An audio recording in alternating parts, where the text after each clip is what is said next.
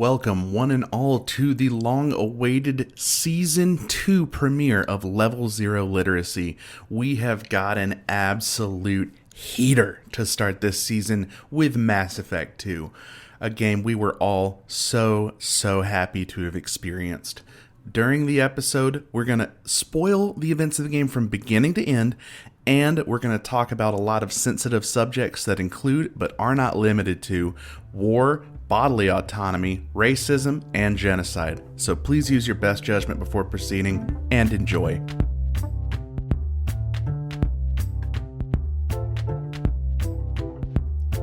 Hello folks, and welcome back to Level 0 Literacy Season 2! Woo! We made it, we're back. My name is Commander Shepard, and this is my favorite podcast on the Citadel. Joining me today, we have known shadow broker informant Mason. My name's Commander Shepard, and this is my favorite podcast on the internet.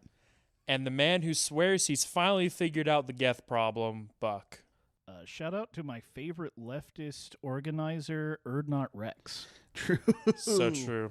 So true, bestie. Today, we are talking about Mass Effect 2, the best one. Mass Effect 2 was released on January 26, 2010, and was developed by BioWare. It was directed by Casey Hudson, same director as the first game, and written by Drew Karpyshyn, same writer as the first game, and Mac Walters. So there were two writers on this one. Got another guy. Two lead writers, at least. Well, it was twice as good, so that's probably a direct result of the doubling of writers. Mass Effect 2 is set 2 years after the events of the first game, a time skip that comes as a result of the Normandy being destroyed by a mysterious alien ship that kills Commander Shepard. His body is recovered by a human supremacist group known as Cerberus, who spends years and billions of dollars bringing him back to life. The leader of the organization, the Elusive Man, tasks you with tracking down and destroying the mysterious aliens that originally killed you, the Collectors. The Collectors are kidnapping humans all across the galaxy for unknown purposes, and you must build a team to go on a suicide mission to stop them once and for all. Themes for Mass Effect 2 include genocide, familial ties, supremacist ideology, and facing overwhelming odds. And more things, but, you know. Slight correction. Cerberus's work on Shepard, year and change. Years is very... 2 years. Years, two. Two? That's plural. I thought it was two. Nice. I thought It's they 2 said years. they've been working on this for 2 years. I thought you woke up like almost exactly 2 years after. Yeah. Yeah, so it takes... but you're... When you wake up, you're not... They actually hadn't finished. Oh. Yeah. You were woken up out of necessity, Gotcha. not out of being completed. I think the Elusive Man tends to overstate how much of a problem it was to get you to do shit. Man, the Elusive Man as a foil to your character is such a genius fucking idea. He's Very also cool. so cool. He's so so cool. cool. So cool. As I reflect on specifically this game and some of Mass Effect 1, I think about how much Mass Effect changed everything about video game storytelling. And you know he's cool because he was voiced by and modeled after Martin Sheen. Yeah. But yeah, you were man. saying it changed video game storytelling. Yeah, like, can you imagine the sequel of any other video game just fucking killing you die. at the beginning? Yeah. That's true. Hey, you're dead. That character you were, yeah, he's dead now. Now hold on. I can imagine that. It's going to be Death Stranding 2. At the beginning, you're going to die by a character named Kills Normusman. You're gonna be truly Death Stranded. Yes. Turns out every death has its stranding. John Stranding. I think Anyway. it's everything about the opening of this game is so crazy because it's like, yep, you went from working for like a normal human military group and now you're working for human supremacists. You're working for the human supremacist who you killed a bunch of in the first game, and we're like, wow, these people are very fucked up. Very super evil. Like...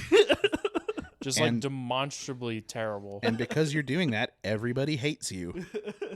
Reasonably so. In this, it's not like Mass Effect 1 where it's like, oh, some people hate you for stupid fucking reasons. You're the only one trying to help. It's very evident. In this game, it's like everyone hates you because they think you dealt with the problem. And now you're you're part of the Yeah, problem. now you're part of a different problem. They think you've betrayed everything you stood for, which makes so much more sense in universe. It's like if you imagine like a great war hero, if they like just suddenly joined their sort of geopolitical enemy or went and joined some like mercenary group after everyone thinks that. Hold on, I'm describing Metal Gear Solid 5. Hold on. What's but happening? good. But good. What's happening right now to my brain? Mass Effect 5, but good. Oh my God, Shepard's just big boss. Hold on, I need a minute. Oh shit! This is literally the equivalent of being a communist double agent. You know how like all those times on the podcast during season 1, I was like, yeah, I feel like this game tries to accomplish something Mass Effect 2 just did way better. Yeah. Now you're actually like starting to grasping recognize. And like, remember how much we like. Just thinking about how much we talked about Mass Effect 2 in season 1. This is still is probably one of the most influential games from the 2010s. Yeah. For good reason. The narrative is unbelievably strong. The character work is unbelievably strong. The gameplay is a strict upgrade to Mass Effect 1 in every fucking way. So in Mass Effect 1 was very much a game of like world building and like setting the stakes and just getting you like to learn what all these alien races are and kind of like their societal structures and all this stuff. And then this game is just like about character work. It's about you building this team and getting to know the people on your team on a more intimate level, sometimes physically. Yeah. Mostly physically in my sense. So it is like very incredible the staunch difference between 1 and 2 as far as storytelling, whereas the storytelling of 1 was like this big epic like space odyssey, and this game is very much more muted. Like the stakes are just as high, it's still like this big existential threat, but the actual vessels through it, which it is delivered, is much more grounded. I'm gonna maybe deep cut a little bit here. If Mass Effect 1 is like Star Trek Voyager, Mass Effect 2 is Stargate SG-1 the series. I don't know if anyone's gonna understand that because I think I get it. I also hate Star Trek Voyager. So I think the best breakdown for this game might actually be to just go through. We can kind of like go through the party members and kind of talk about their arcs, and then we can kind of tie everything back together and talk about the overall arc of like the collectors, because a lot of this game is just like a lot of the missions in this game are just, hey, go recruit these people and gain their trust and loyalty. The literal vast majority of this game is either recruiting someone or doing their quest. Or a DLC mission. Yeah. Which, good. Those are all the good parts. And Those represent all the good parts. And to be fair, they do it very well. Like, it doesn't feel like, oh, I'm just doing a bunch of like fetch quests all the time. No, you actually feel like it matters. Like everything you do feels matter because of how well the characters are written. And there's no one has a dumbass, stupid ass clown quest. Everyone's like, yeah, if you want to make me loyal to you, you have to do something that's like really pivotal in my life. Yeah. No one's ever like, ooh, I want to kill a big old rat. Or, Yeah. let's go down into the sewers It and is find my the life's dragon. quest to hunt a rat. Let's start with what I feel are probably the less impactful party members, and then we'll work our way up to like probably the like most impactful. So let's start with Zaid. Okay, I did not do this DLC, so y'all are gonna have. Okay. So me and Mason had the Legendary Edition, so it just included all the DLC with it. Yeah, Zaid is like fine. he's fine. He's fine. Um, There's so little to say about Zaid. He's just a guy he's just a soldier with a vengeance. yeah, fill you in. He's a bounty hunter. His loyalty quest is finishing his last job, or helping him finish with his last job, which leads into helping him to kill a guy who ended up betraying him. Yeah, so Zaid was one of the founders of the Blue Suns. Oh, okay. So there were two founders of the Blue Suns, and he was like the brains, and the other guy was the muscle. But then the guy that was the muscle like kicked him out and like tried to kill him. And killed all of his friends on the way out. Yeah. So like It's a revenge quest. Yeah, you end up having to make an actual choice in that, which is you like follow the other Blue Suns founder into this big factory, and during the course of the mission, the factory starts to like blow up, and you can either double back and let the guy escape to save all the people in the factory, and then you have to pass a speech check to get Zaid's loyalty. Or you get all those people killed running after him. But then you get to kill the Blue Suns. Yeah, guy. and then you don't have to pass a speech. Zaid's just like, hey, thanks for doing that for me.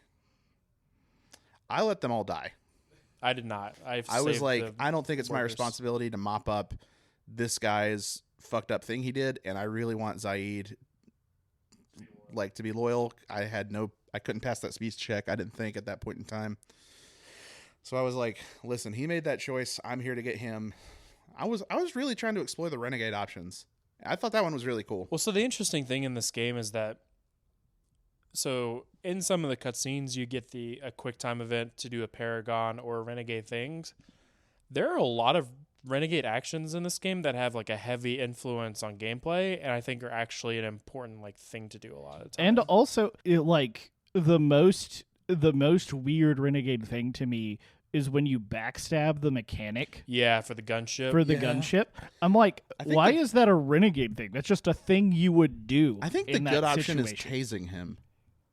No, you tase that. There isn't a good option. Yeah, the Renegade, the QTE is to take a taser and just like put him out. I guess it's because he's a non-combatant. He makes that clear to you when you talk to him. He's like, "Oh, I don't do any of the fighting. I'm a mechanic." But he's in this group that you're just going to kill anyway. Like what? Also, I want to talk. It's not always elegant. That's something else I want to talk about real quick. I think it's really funny. So in the first game, all the enemies are Geth, right? Just like almost. Yeah, it's like 99%. And then there's also Krogans. pirates. There's like space pirates. But in Mass Effect 2, it's like, oh yeah, there's like these 3 mercenary cells that have been around, and they're really big and important, and that's like all you fight in Mass Effect 2. It's so funny. It's like, where were these people in the first game? How did I not run into them at all? They're like, oh yeah, no, they were always here. Like, what? No, they weren't. I mean, I think it's because the game primarily takes place in the Terminus systems. Yeah. But they do that a lot with stuff. They're like, oh yeah, these guys that have always been here. You know, the Vorcha, they've always been here. Well, the Vorcha, no. The Batarians do show up in Mass Effect 1. I think it's the only DLC they did for Mass Effect 1. There is a meteor that is being hurtled towards a planet. And that's when you run into the Batarians, but otherwise you wouldn't find the Batarians in Mass Effect 1. And they would show up for the first time in 2. So I'm sure, Buck, you didn't see the Batarians in 1. Yeah. Oh, but the other thing about Zaid, you can't talk to him really. Yeah, you can go into his little room and the 2 DLC characters function the same way in that respect. You go into his little room and you click on stuff and he'll give you a little bit of ambient dialogue. You can't enter into conversation, you can't romance, you can't ask him for a ship upgrade. There's nothing. Yeah. He's very flat. Well, and I'm sure part of that was since he was DLC, it was like, well, we can't do some of these things with him because then it would be integral to have the DLC to beat the main game. So it makes sense, but So the other DLC member is Kasumi, who's way cooler than Zaid by a lot, has a much more interesting loyalty mission. She is she's kind of played up to you as the smartest and coolest and best thief who's ever lived in the galaxy. She has the skills to match. She has her special attack is she teleports around and kicks people in the back. It's very cool. But she's got a chip on her shoulder where she used to be part of a thief kind of duo with her lover at the time, and someone, in order to it was like unrelated to her, but they ended up killing her lover, and she's never been able to get over it. So what you do is to kind of help her Get closure. get closure for this thing that she kind of failed to protect her boyfriend or whatever. You go pull off a really elaborate heist at this space billionaire's little mansion compound, where you end up like crawling around on the outside of the building and like climbing up into his room and scanning or dusting for fingerprints and Kind of shit. like a more complicated Thane loyalty mission. No, because there's not really like There's not a lot of combat. You There's only not a fight lot like of two combat, guys. yeah. Well, a Thane loyalty mission has no combat. Oh, yeah, I guess not. I'm thinking of the Thane recruitment mission. Yeah, I guess on his loyalty mission, it's mostly it's non-combatant at all. Yeah, it's way better than Thane's mission. It's I was gonna so say it's cool. like the Shadowbroker DLC where you go around Liar's apartment, but At the end, you recapture this like data stick, this like basically a USB drive. it's called a gray box. Yeah, that has her entire her boyfriend's entire is what I meant. Her boyfriend's entire memory at the time, like captured onto it, including all this sensitive data that he died trying to protect. And then she relives a lot of like pleasant memories, which includes what I think is a very tonally inappropriate allusion to a sex scene. It's probably not what you would be. Very male gazy. And then you have to talk her into either not deleting the data, which helps her maintain the last remaining memories of her boyfriend, or deleting it because its continued existence is like what he was fighting against, and like people are going to be after her for the rest of her life. And also like to get closure. Yeah, That's the other thing. you can talk her into the idea that deleting all of that data will provide closure for her too. Yeah, it's like to me it was like, well, she wants to hold on to this because she wants to like hold on to a concept that her lover is still alive, but that is just going to do more mental harm to a person than like giving them the ability to move past it. You know, it's not forgetting them. And even like in his like last message to her, he's like, please delete this. I know that you're going to want to keep me and keep all these memories for forever, but that's not going to be good for you. Because it's not what I wanted. That's not what I would want. So I to me that was like, I don't want to say it was an obvious choice, because I think there was like a good amount of weight behind it, but like to me that was like, mentally to help her, that's going to be the best thing for her to do. She's a so much more well-rounded character than Zaid. Zaid is like they were trying to make like a badass soldier, and they succeeded. He's very gruff and rough and There's tumble. just you already have 2 or 3 of those in your party. We have Grunt, who's like 18 Yeah. billion times cooler than Zaid. And then Kasumi is like a thing where you don't have a lot of other party members that have the same personality. Thane is like the closest thing Yeah. to Kasumi. She's got this like huge character flaw that you kind of can help her overcome, or you can play into in order to kind of exploit her for her loyalty. And then she's also really badass and capable of doing a bunch of dope things on her own. Y'all might fight me on my ranking on some of these. Next person I want to talk about is Samara. I like Samara. I think she's a good character. I do think that I didn't. Did either of you pick Morinth? So in the first time, on I think it was either my first or second playthrough. I played through Mass Effect 2 twice. I the first time I played the trilogy, I did a full Paragon.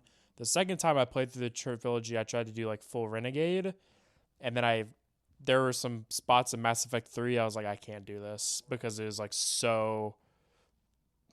Some of the things you have to do in Mass Effect 3 are horrific, and if we ever get to Mass Effect 3, we'll talk about these things. But so in my second playthrough, I did choose Vorinth,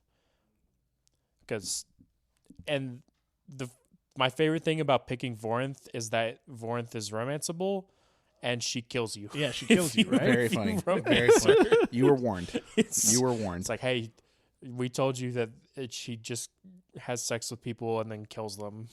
Okay, I want to address this now. Otherwise, I'm going to keep mentioning it, and I'm going to sound like a broken record. A lot of the female companions of this make it really male gazy. It's really atrocious with Samara, because she's got like her titties out Giant almost. Titties out. Well, so that was I do at least appreciate that they tried to. I don't want to say. I mean, they tried to justify it because like the Asari in the game are like, yeah, everyone always views us as like a very promiscuous race of people, and that we are. And there's a little bit of this in 1 as well, that we are very like sexual beings. Yeah. In one is where I mostly saw. I'm like, hey, we're not actually like. I don't want to say the word slutty, but that's the only thing coming to mind.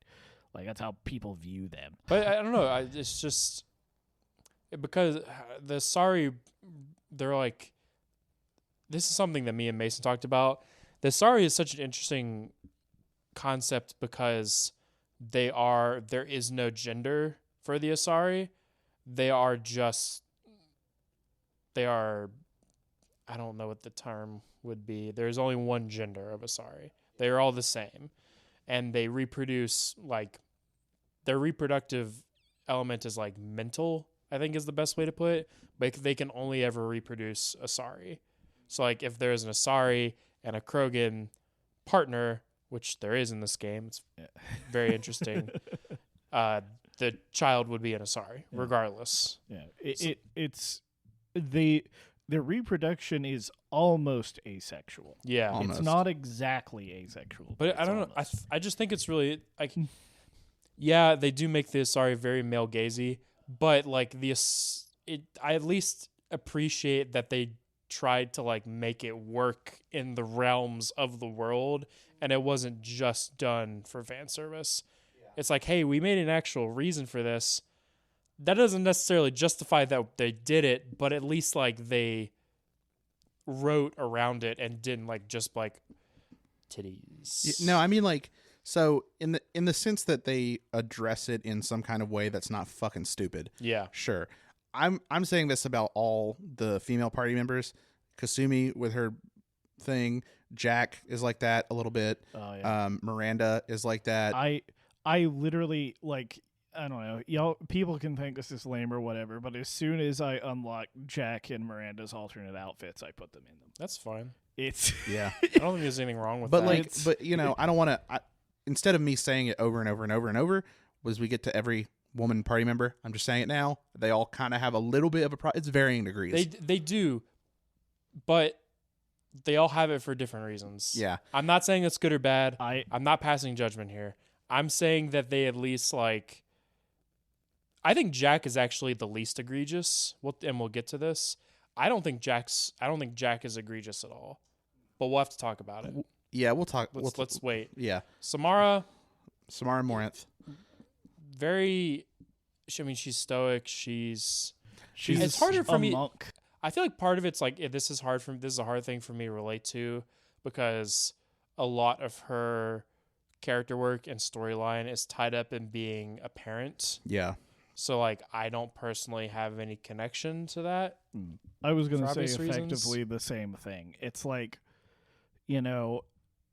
and is so much of her character is specifically about how her motherhood and her struggles with the fact that her children are Monsters. effectively succubi. Yeah. Right? They're basically monsters. It's just the one, right? It's just the one kid. No, No, of them. so she has 3 children. All of them have the same thing. have the But 2 disease. of them chose to be aesthetics. Ascetics. And the other one was like, fuck that. I'm going to go around and kill people. Because when an Asari is born with that attribute, they are basically given a choice to live an aesthetic life, or they kill them pretty much. Jail or die. Yeah. I thought it was a really cool storyline. It Yeah. is. Mm-hmm. I think they did.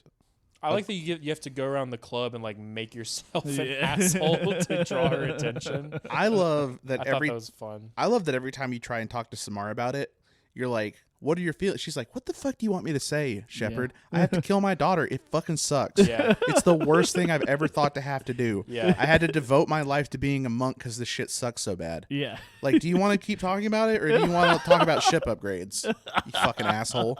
I thought that was really cool. Yeah. Yeah. She's like one of the only, like sometimes like you know, you talk to them and people are just like way too open about things. And it's like, I get it's because I'm the main character.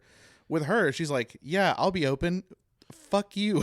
Like, no. I don't want to talk about this. I hate it. I don't want to talk about how, in fact, I have to kill my daughter. Yeah. Can we please talk about something else? Yeah, you're just like, every time you try to talk to her about it, she has like some variation of like that to say to you. I thought that was like a really interesting way for them to go with her character.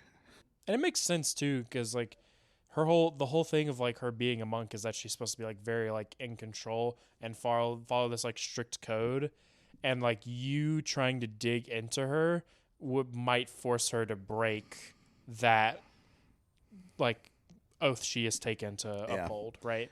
It's also very cool to like, you know, they kind of captured a really intriguing idea for her arc, which is like, yeah, it would be terrible as a parent to know they would have to kill their child. Now imagine that they knew that and it was impending for like 200 years. Yeah. Like, oh my God. Yeah, the longevity of the Asari makes it like all the more brutal, because Asari can live for 1,000 years. And she's like 400. That's something else I appreciate about the alien races, is I feel like they did a really good job like mixing the like life expectancies and life cycles, because it's not just, oh, all these aliens are super advanced and they live forever, and humans are like still behind and kind of shitty and only live like 80 to 100 years still. No, the Solarians are like, yeah, we're like a very short-lived people. We live for like 40 years and we die. So we don't get married or anything. We just like have mating partners essentially. So cool. It's cool. It's really cool. Let's talk about, well, since we were talking about Jack, let's talk about Jack next. Jack is a much more interesting Caden. And I liked Caden. Caden Sure. was like my favorite party member from 1. And they created a person who is way cooler and communicates it way better. Yeah. Jack is like this byproduct of this terrible biotic testing that Cerberus did. And you have to go and like look at the inside of her jail cell. Yeah. And there's like people, and like the elusive man still like fully believes in the project. And it's like, oh yeah, that is my benefactor. And he wants me to go like grab the horribly like mentally fucked up byproduct of his inhumane testing. I think it's pretty interesting that Jack has to reckon with the idea that she was not the biggest victim in that facility. Yeah. I think that whole facility subquest is very interesting. It's like a very interesting perception of how like trauma works, right? Is like when you're experiencing the trauma, and like especially when you're a child and you don't fully understand what you're going through. I think they did a really good job of telling that kind of story with this. You know, she wanted help. She didn't want the others to vilify her, but they resented her for what she was. Yeah. But she didn't know. She didn't like understand. She didn't understand what she was. Yeah. She didn't understand their resentment because there was no way for her to ever know. And like she's just such a unique character relative to like most party members in a thing, right? Like she's like, God, please don't shoot me for this. She's kind of like a Deadpool. Sure. Yeah. Right? Like she's like a weird... I mean, she calls Miranda a cheerleader. Yeah. Oh, that's like her nickname for her. She's right? she's like a weird kind of fucked up asshole, but also cool. Yeah. Yeah, no, I get it. Like, which you don't really... Usually the fucked up assholes, like in RPGs, are like you're on like the evil route. Yeah, of they're like the game, they're like chaotic evil, and they just go around doing bad things. Jack is just like a victim of circumstance who is like desperately trying to live out being a liberated person and like recapturing her sense of self. And that's partially why like I think, God, I'm probably gonna sound terrible saying this. That's why I don't mind her outfit choice. Not necessarily because like she's choosing to dress promiscuously, but also like it's displaying her tattoos. Well, she's like trying to like, display this artistic thing that she's done to herself. I also like, I mean, maybe it's just like maybe it's just my brain, but I feel like they never framed shots of Jack the same way they do for framed shots Miranda. of Miranda. Yeah, they Yeah, actually, that's true. And now they actually changed that. I think they like. Well, I was playing the Xbox 360 Yeah, version. I think in the original there were way more like butt shots of Miranda. There were lots of butt and shots of Miranda in my playthrough. They changed that in the Legendary Edition, I'm pretty sure. Thank God. But the other thing about Jack is that she is the only party member that you can sleep with outside of a romance, party member. She's the only party member you can sleep with outside of a romance. But if you do that, you cannot romance her. So because basically she has a line of dialogue that's like, look, if you want to have sex, just tell me. And you can totally do that. But then if you do that, you're like, oh, she's like, there's like this like mental thing where she's like, oh, Shepard just wanted to use me for sex. And so he couldn't ever view me as a romantic partner. I thought you were going to tell me a cool story about how she was like fine with casual sex. I mean, she is. She's totally fine with casual sex. She doesn't move from casual sex to committed. Yeah, she doesn't believe that there is like yeah. She believes that people that want to have casual sex with her are just interested in her for her body because that is a result of her trauma from her childhood, right? You know, I romanced Jack in this playthrough, and doing that involves a lot of like reassurance that you actually care about her as a person and a human being, and not because of what like the thing that she has been made to be. You know, she opens up a lot about how she's like tried to work with people before and they like also fucked her. So like even when she tries to like do things on her own and make things work by herself with a small group of people she thinks she can trust, things go poorly for her. And so now she is like this solo renegade who doesn't have a lot of faith in other people.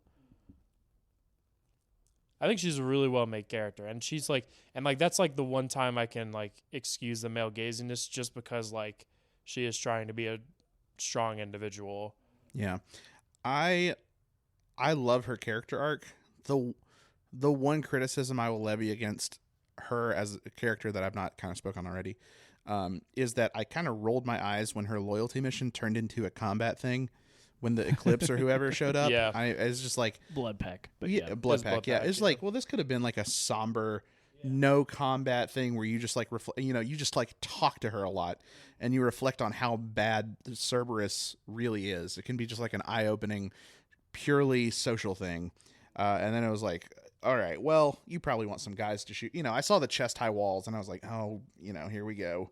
So this is not a party member that necessarily has a low effect, but sure as shit don't get to spend a lot of time with him. Legion. Oh, Legion was so cool. Legion is my boys. He is like top 3 for me for sure, which is crazy because he's only in like 30 minutes of the game. He really is. He really is only in like 30 minutes of the game. Legion, I feel like they put Legion in late in development as a way to try to get. It feels like one of those things where it's like they had started planning for Mass Effect 3. I was going to say that and they exact were like, thing. We're going to have this big Geth storyline in Mass Effect 3, and we need to start setting the seeds of that in Mass Effect 2. So we're going to add in this party member for that. Which is, I'm glad they did. Like, they did so well with it. Like, Legion is such a fascinating character and gives you such a great look as to what the Geth are, because every time you talk to the Quarians, and like there's this whole thing about how general artificial intelligence has been banned in Citadel space because of the Geth's existence. But you never really get a deeper understanding of like what the Geth are or how the Geth function as a group, and you get to finally get insight into that with Legion. And I don't know, I just love like you have the interactions with Legion. I love Shepard Commander. Yeah, Shepard Commander. Shepard Commander's fun. I see now. I thought 7 plate. I think this is to sort of support what you were saying earlier about Legion being there to plant story seeds for the third game. I thought there was going to be a lot more interaction between Tali and Legion. Yeah. There's almost none. There's exactly one. It's just that one thing after you finish both their loyalty missions. It's crazy because like I had several scenes. I had 2 or 3 scenes between Jack and Miranda, Jacob and Miranda. Garrus and Miranda. But like I went and I recruited Legion, and I went and talked to Tally, and she's like, "Oh, Shepard, I never said thank you for the court thing." Like, do you not? You fucking hate those guys. But like, it is a pretty interesting. I scene. hugged him. It is a pretty interesting scene between the two of them, where they're both acting in their own people's best interests, right? Because the Geth, I mean, it's literally 2 people that are at war with each other, Striking a temporary truce. yeah, having to like figure out how to move past that for this mission. And I think it's also really interesting that there is a whole the Geth are actually divided into 2 minds of like the Prothean or the Reapers are the good guys and the Reapers are the bad guys. Yeah. I also think like some of the basic functions of the Geth are like interesting. So like every mobile platform you see, so Legion is a Geth mobile platform, and Legion is like 1,000 Geth. Yeah, technically, The last 1,000 unaltered Geth. And, cool. And so like when you're doing Legion's loyalty quest, you are effectively going after heretics who have been effectively indoctrinated by the Reapers. Yeah. But it's not clear that this is indoctrination, right? Because the way Legion describes it to you is like it's so hard for the human brain to comprehend because we as a society have not constructed a general artificial intelligence before. So it's hard to understand how that would make up its mind about something like this. Like one of the ways it's described in a game is like, oh, well, they have a 0 where we have a 1, and that like changes the entire perception of how we view this thing. Did you have the moral calculus conversation with him? Yeah, but like we also know that Reapers, 1, are very good at hacking, and 2, indoctrinate people. Yeah. Right? And so it's like... And we learned in Mass Effect 1 that that sect of the Geth believe that the Reapers are basically like God. Yeah. And so like... Which is cultish. Yeah. And conscriptish. Mm-hmm. And so, like, I think this whole artificial intelligence thing is interesting because, like, as you said, we haven't developed a true AI. We're not even close. No, we're not even close to general AI. I hate when people are like, oh, God, AI is so good at shit when all AI can do is fucking copy shit that you feed it. Like, that's all AI can do. Listeners, all AI can do is copy shit that already exists. That's all it can do. It can't create. What AI does is not creation. Stop. It's not creation. It's not thinking. Large language models are just recombinations of things. Yes, it's just recombinations of things that were already created and stolen from those people illegally, breaking copyright. I mean, I don't really give a shit about copyright, but breaking copyright... Copyright anyway. Copyright's its own problem. Yeah. It's not made to protect the artists, but that's a different conversation. But like, we don't have an AI like the Geth. Legion is an AI, and I think one, I love that when you get to the end and Legion is like, well, we're half and half. We're not gonna make this decision. Yeah, there's no consensus. And I like that the Geth make this decision, like these existential decisions this way. If there's no consensus, you have to make a different decision. That's why the heretics are split off in the first place. It wasn't a question of, oh, well, we don't agree, so we're just going to destroy each other. They literally just split off into factions. Which, a lot of the time, on Earth, I'm not sure how viable something like that is. But like when you're in space and you can live like in space and you can move around in space, I think that's an interesting thing. But anyways, what I would like to focus on is hacking the heretics Moral, ethical. Is it undoing indoctrination, or is it stripping them of their free will? All right, okay. This is why First I always, question. Yeah. Does general artificial intelligence have free will? Go. That's always the biggest question about Gen AI, right? That is like literally the moral like thing we have to figure out about Gen AI in our society is like if we manage to create a Gen AI, are we morally as people obligated to allow it to make its own choices and have freedom? All right. Are we allowed to put restrictions? And like we can't get too big into this discussion because this is like a real world, like actual like moral discussion that like scientists are having, and we're three idiots sitting in a room recording a podcast on a video game. But it is like an interesting moral quandary that people have to deal with, right? Because this is a thing that people are actively working on. I think we can approach this non-philosophically.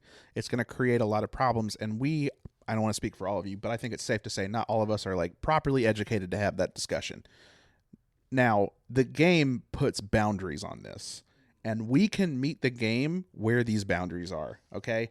Number one, it is made very clear that the Geth's free will has already been violated, and you would be restoring it back to what it was before this sort of, I don't want to say perversion, but before this other outside influence happened, right? It is in some way restorative, even though you are doing the same thing as the other person. I would almost put this in the same vein of like, what is it called? Like when you take someone out of a cult and you're like De-radicalizing? No, there's like a specific. So like to me, I always saw this as like the Geth have been. This like section of the Geth have been brought into a cult, and you now have to like I think it's re-education or something, or de-education, something along those lines.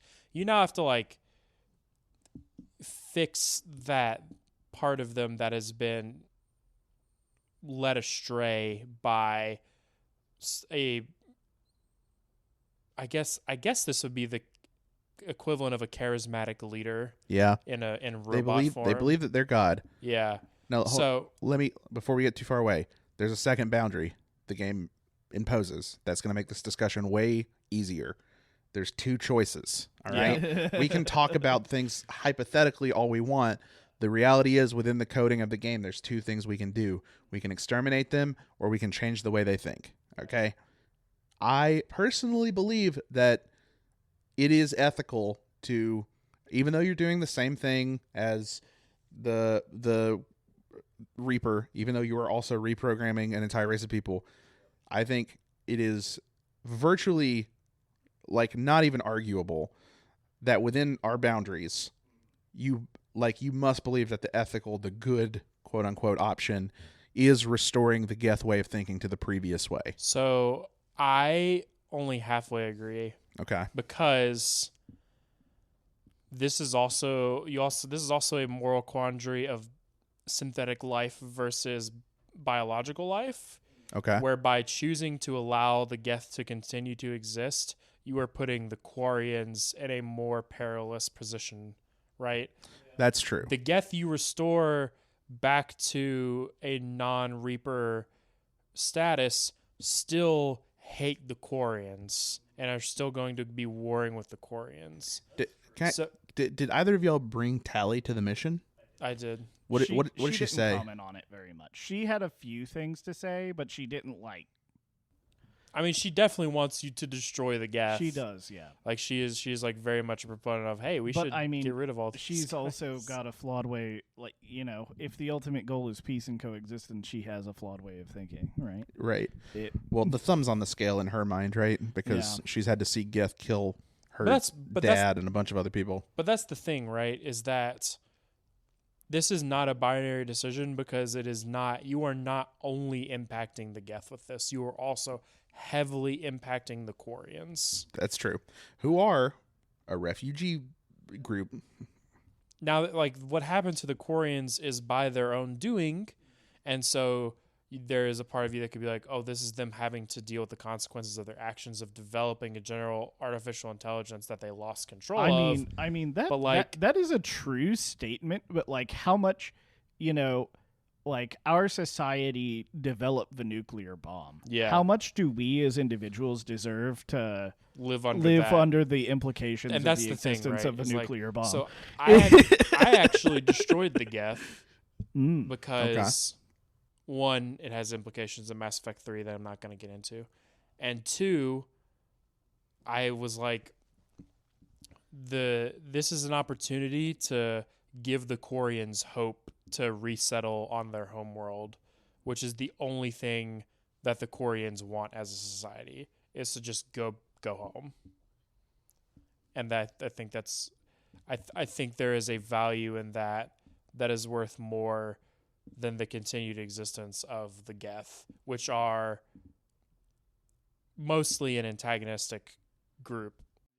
I felt it would have been inconsistent of me morally to show the mercy I did to the Rachni in Mass Effect 1 and to do what I saw as punitive to the Geth in Mass Effect 2. And that's this interesting thing, right, is there actually is a parallel there, but one of them is a biological race and one of them is a synthetic race. And that's the moral quandary you have to put yourself in. I can see why you would do it. Yeah, I love Legion.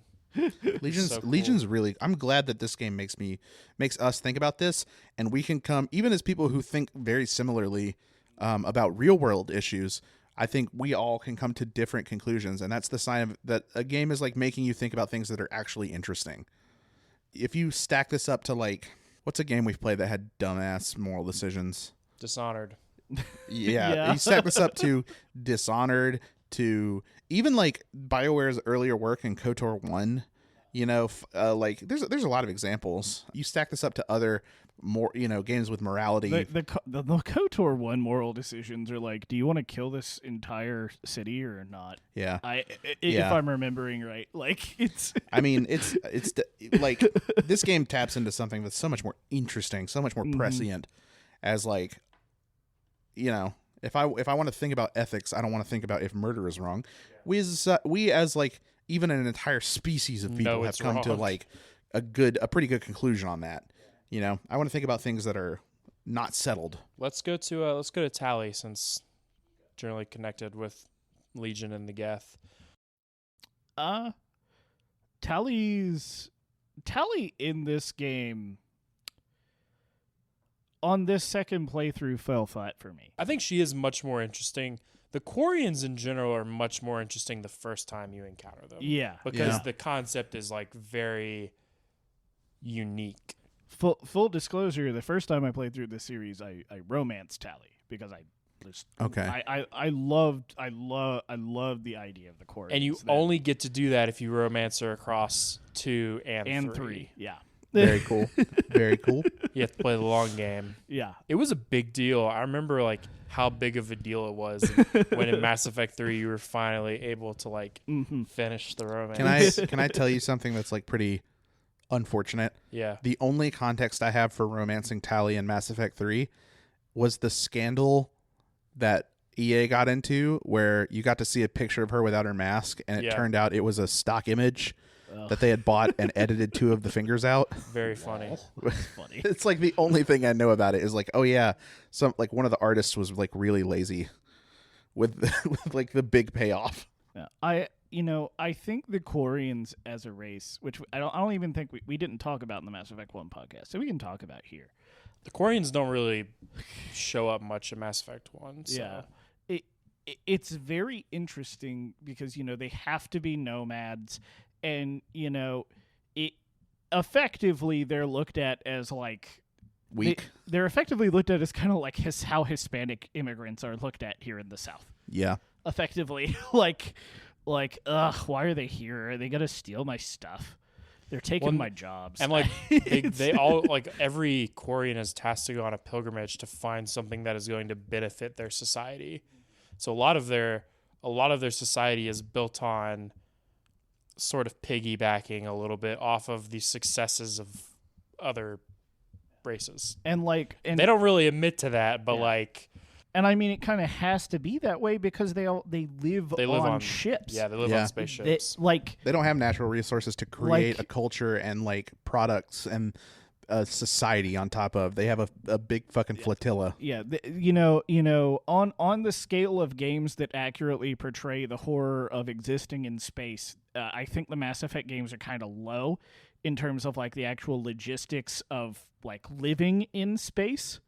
But I think compared to other games we've played, but I think the Quarians are kind of like the developers' notes on the horrors of living in space. Yeah. Like you have to keep your ship running, and if your ship stops, everyone on the ship fucking dies. Yeah. Right? Like You as a race grew up on a planet that was so it was too good to the life on it, and now you cannot exist anywhere else because your bodies are not adapted to anything. Like one single bacteria will just fucking kill you, actually. I mean, like, I thought Tally was really good in this game. I thought all the problems I had were other Quarians, which were minor. I think the other thing that I caught in this game is the recruitment mission for Tally is actually way better than her loyalty mission. that's true. Remind me of her recruitment mission. Her recruitment mission is when you go to the world that's too hot and your suit gets fried. Oh yeah. And like you have to there's like all the other she's like trying to recover It's probably my favorite story mission in this game. it's like, definitely like I think it's the best most recruitment engaging mission. gameplay wise. Where you have to fight the one Geth Colossus that you actually see, but you fight it on foot instead of in the dumbass Mako. Yeah. That was a cool boss fight. and like you know Rieger's there. Like Saved his man. life. Yeah. Mm-hmm. Got to save his life. That was cool. That was one of the things I found like very like eyebrow raisy about Tally and the Quarians' presence in this game. It's like if your suit gets ripped, you like Die. you don't instantly die, but like You will die. You are super likely to die. It's like, oh yeah, they have commandos. Why the fuck do they have commandos? Because they have to go off. They have to go off ship to like survive. It just seems like if you were to put that constraint on someone, the way that their military would work would be vastly different. Sure. It just doesn't seem to me like that you would have frontline soldiers at all. You Yeah. might do all guerrilla warfare or all spy fare. I get what you mean. You know, but like part of that is The Geth yeah.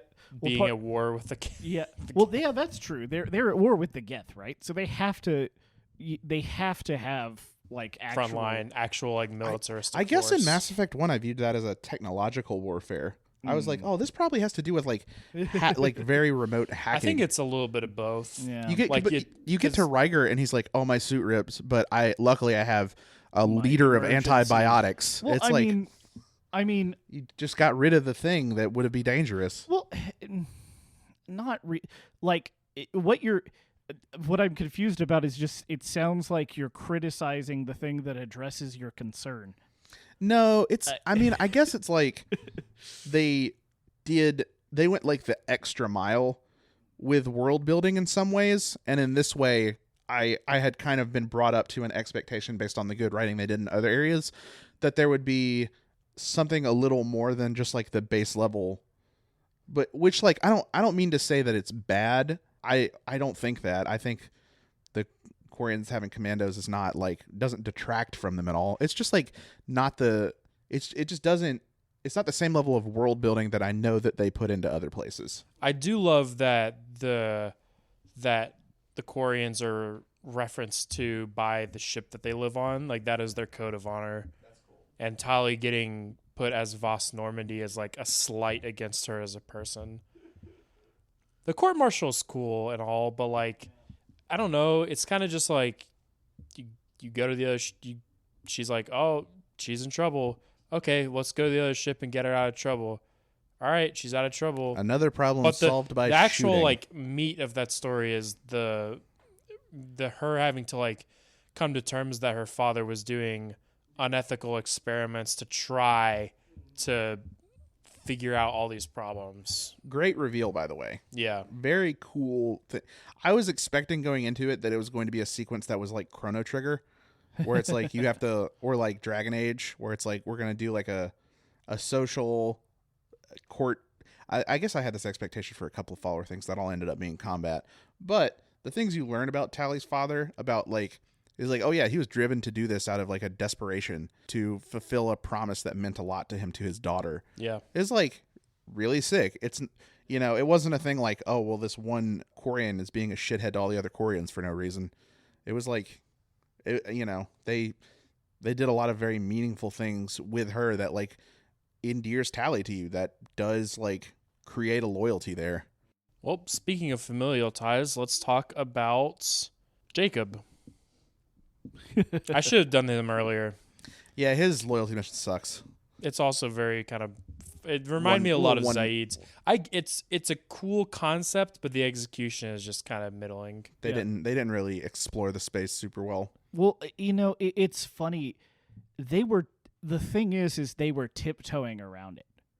Yeah. Like they'll drop like a bitch or a slut in the dialogue wherever they want, but like when they have this storyline of this dude who brainwashed people and sexually abused people, they'll tiptoe around it. Yeah. I will say I think part of that was just like I agree with that. I think this was probably a cultural thing where like yeah. we were not at a point where these were themes that were appropriate to be discussed in video games yet. Mm-hmm. If this game was made today, I think they could definitely like explore those things more and be more explicit about them. They're being very implicit about them in this game. It's like, I think if you have an understanding of how things like this, like examples of this have worked in the real world, you probably get what's going on, but they probably would be allowed to be more explicit about what happens if this were written with today's cultural. And I mean, the other thing is this is an M-rated game in a time where parents just don't fucking know what an M rating means, right? Yeah. Like, you know, they're buying their kids Halo left and right? You think developers had to be more careful? Yeah. And most of the M rating for this game was, I mean, tits, ass, and guns And Blood. language. Yeah. Language. You can't say bitch 10 times in a T game. Yeah.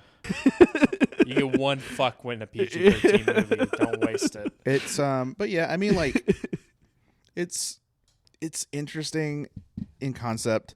It's like you get there and like they're like playing it up for comedy. In some point, it's like it's one of those things where it's like you can tell they really wanted to put more development time into it, but Jacob is a human and kind of not the most interesting character on the ship, so they probably cut some of the attention to it. I don't hate, like, when I say I don't hate Jacob's character, I like Jacob. Jacob's great. I think Jacob is like interesting and cool. I love that he just doesn't trust the person he works for. Yes. Yeah. Like, I also love that he's representative of something that you might not see a lot in sci-fi genre. Yeah.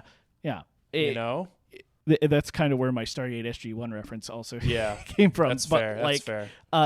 You know, I really wish they maybe did a little bit more with his character or with how he interacted with his father or something. I wish there was a little more there to get like really into Jacob. Yeah, for sure. I agree. I think all of Jacob's best moments are on the ship when he is fighting with Miranda and telling you like, hey, fuck the elusive man. Mm-hmm. He's being a huge asshole right now. Yeah, Jacob is merely a part of this because he thinks Cerberus does a better job protecting people than the Alliance does. Mm-hmm. He is not here because he thinks he's not a human supremacist. He's not, trying to put humanity above and like over the other alien races. He just genuinely thinks the bureaucracy of the Alliance is doing more harm than good, and a private corporation with little oversight is going to give him the ability and the tools he needs to actually help people. He's just trying to do good. And he has to kind of stoop to some underhanded things, and he hates it. You can tell he hates it by the way he talks to Miranda. Yeah. It's great. It's a great like look into how do you balance out your moral compass as a person. I also like that sometimes he pushes for you to do the less interesting thing for good reasons. Where he's like, hey, that Geth you got, you should fucking destroy that. What the hell are you doing? Yeah. Why do you, why, what could you possibly... Those things kill people. Yeah. That thing has a sniper rifle and knew your name. What are you doing? It's like, I can see that. That's all bad news.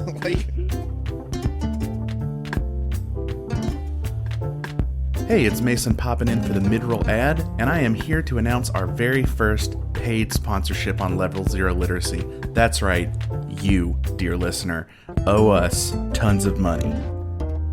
What's that? You can't pay that? Can't give us tons of money? Well, I guess the least you could do is like, comment, subscribe, and tell all your friends about us. Anyway, I'll throw you back. All right, well, let's talk about our other Cerberus person on the ship, Miranda. Lame, British, stupid. I like Miranda a lot. I also think Miranda's very interesting. Miranda is like if they made... Miranda, to me, is like a fixed version of Ashley. Yeah. Where, like, she doesn't trust aliens and has a lot of personal issues, but actually, like, grows and changes as a person. Yeah. and her personal past, like, actually is, like, very complex and interesting and what makes you sympathize with her as a person. My favorite thing about her is that she embodies the views of Cerberus, but and just happens to be loyal to Cerberus because she was almost, I mean, like, you don't really explore her father, but like she was almost certainly the creation of someone who had human supremacist views. Yeah. Because she's like genetically engineered to be beautiful and smart and a powerful biotic and strong as fuck, right?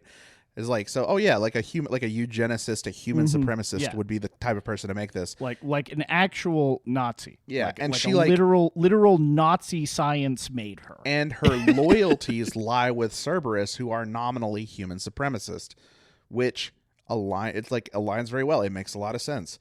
You learn over the course of her story that she has a lot of self-esteem issues and she doesn't like the situation she's in, which, you know, I think Ashley's character kind of condemned her to being not good, and I think Miranda's redeems her in a lot of ways. Yeah.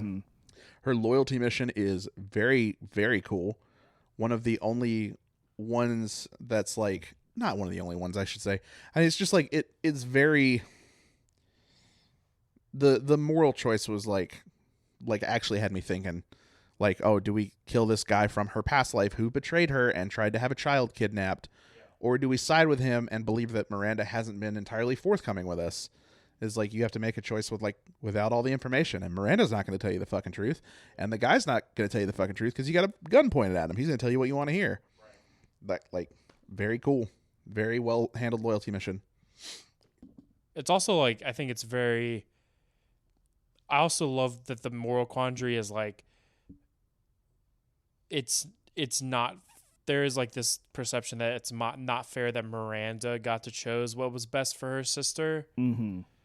Because in a way, that is kind of messed up in a sense for different reasons. Like, obviously the father would have done horrific things, right? Like, that's cut and dry.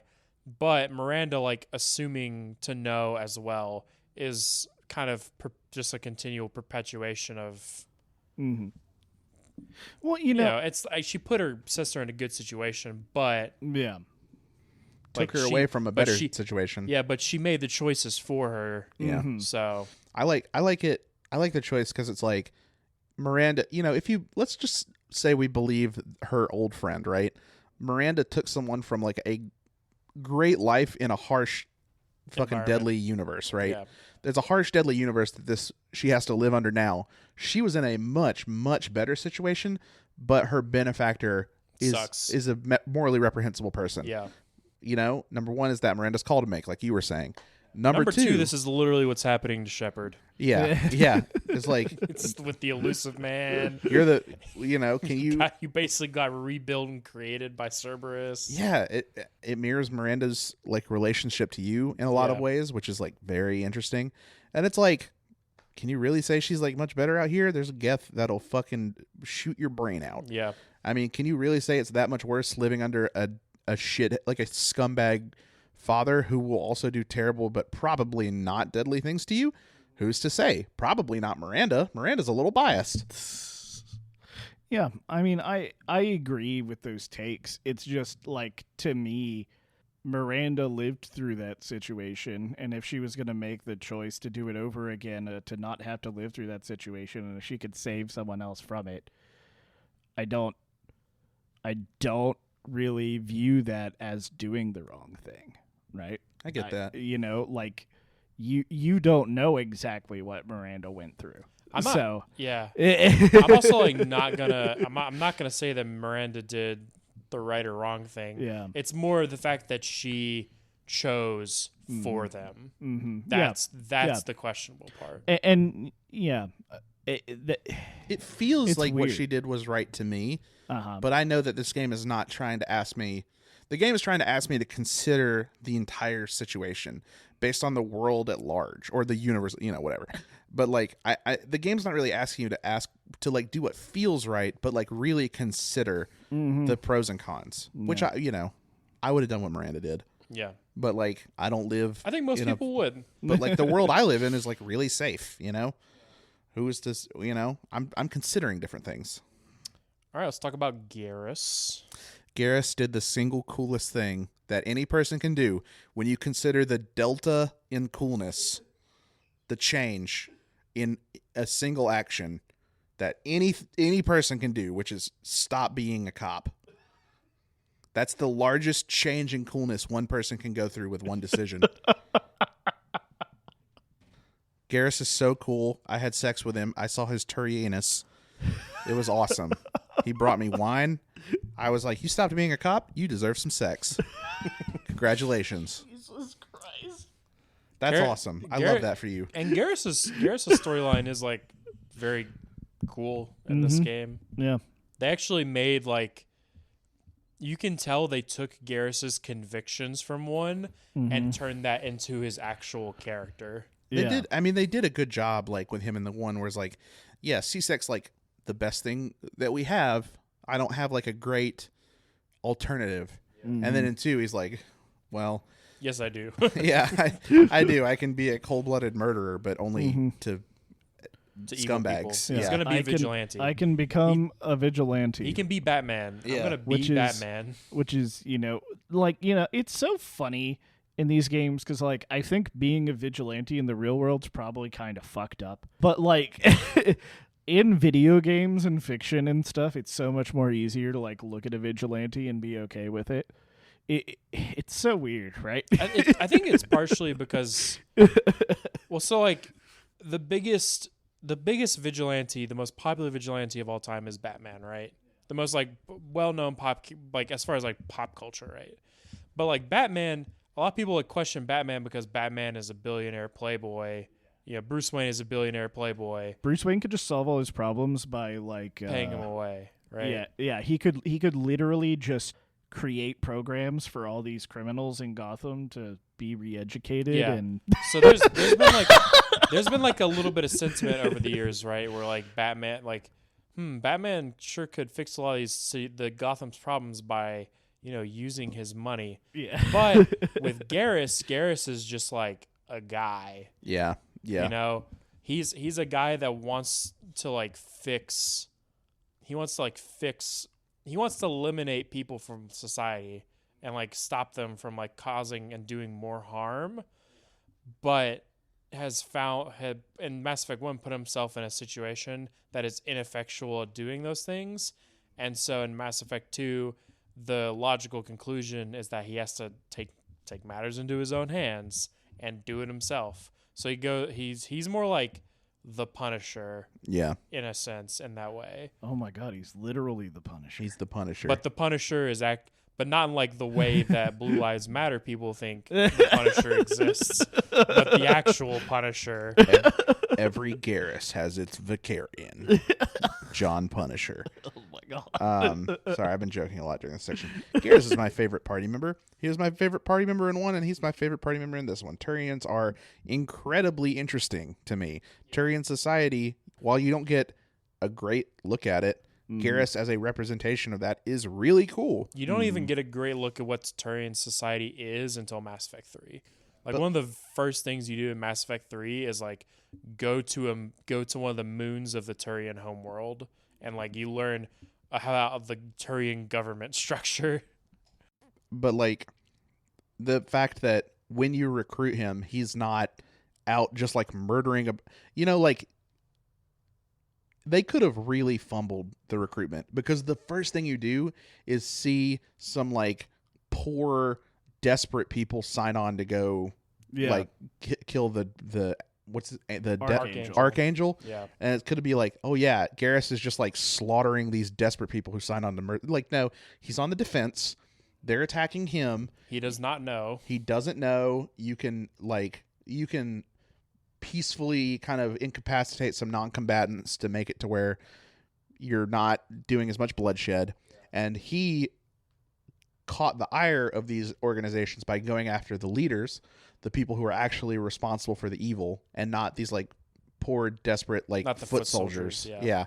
It's like they were very careful. There's a very careful hand to make sure that Garrus's convictions from the first game were consistent, that he wasn't doing anything that was like a strange change for his character. He's like, yeah, he tries to assassinate the leaders of these like terrible mercenary groups. And he works alone because he had a group. He had a group, and they were betrayed. Yeah. Very sick. Very cool. I love it's so cool. It's so cool. His loyalty mission. I mean, the loyalty mission where you have to like track that guy down and like try to stop him. And then you have to like stop Garrus from killing. I'm sure you let Garrus kill him, didn't you? Did I let Garrus kill him? I can't remember. I think I didn't let him kill him. Now that I'm thinking about it, I think I was like, no, this isn't going to make you feel any better. Yeah. And I mean that's the other like interesting thing about thinking about the psychology of how life exists in video games like this, where like you're just going around killing a bunch of people all the time. Yeah. You're just going around fucking killing. Yeah, you leave trails of bodies. And then you get to like this situation. The one with a name. Here's the other thing, right? A lot of times in this game when you are attacked. You are acting on the defensive, right? This is an act of aggression from Garrus, where Garrus is actively seeking someone out to kill him. And it is like seeking out. It's like hunting to murder. Yes. This is committing first degree murder versus these warfare, people, like just versus regular war. warfare, right? Yeah. Whether it's against a mercenary clan or the collectors or whatever. I remember. Okay, so normally I would have let Garrus kill that guy, which is why you think I would. I remember why I didn't let him kill him. It's because this took place on the Citadel. The last thing I did on the Citadel right before I did that mission was I was exploring some renegade options with some stuff going on there. A member of the press who was in Mass Effect 1 walked up to me and tried to talk to me. And you punched her. Yeah, I got a renegade option. And in my brain, I was like, oh, in Mass Effect 1, I like called her a piece of shit. I left. Racist Alex Jones allegory. Yeah. Yeah. She's like a yellow journalist, right? That's what it's called, yellow journalism, where you just like fearmonger. Yeah. I learned about this in school. She's like clearly one of these types of journalists. And in Mass Effect 1, you're like, hey, go fuck yourself. I'm leaving. And in this one, I got the renegade option, and I fucking assaulted a member of the press. So funny. I was like, whoa, does the male shepherd like punch a woman in the eye? Yes. Like, oh my God, that's so fucking inappropriate. I was like, there's no way even a renegade shepherd would like.